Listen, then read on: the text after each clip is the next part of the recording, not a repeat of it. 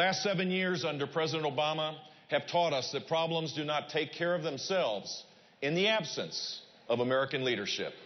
Jeb Bush doesn't mince words about his disapproval of President Obama's handling of foreign affairs, and he shared his views in front of a crowded audience at the Citadel's Bayer Auditorium.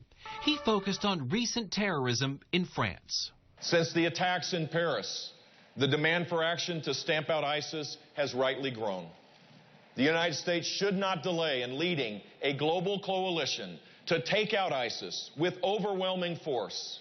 Bush blames a lack of foresight by the current administration for increased terrorism threats around the world.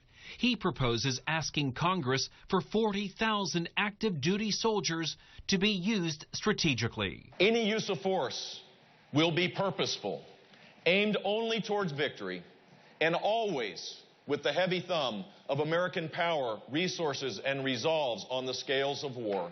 What I was glad to hear him say was, for the first time in a while, I'm actually hearing boots on the ground. Dr. Christopher Wright is a professor of Middle East history and Islamic studies at the Citadel.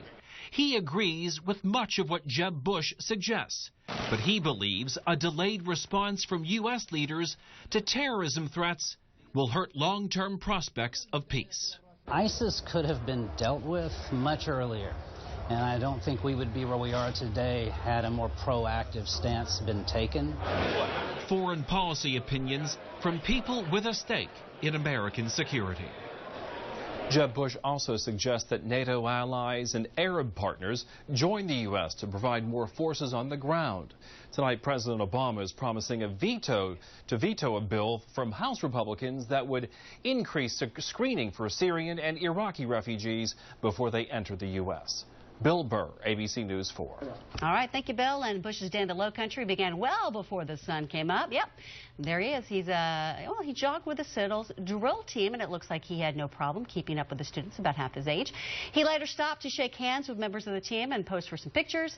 He also thanked the students for allowing him to tag along in that very dark and early morning run. Charleston.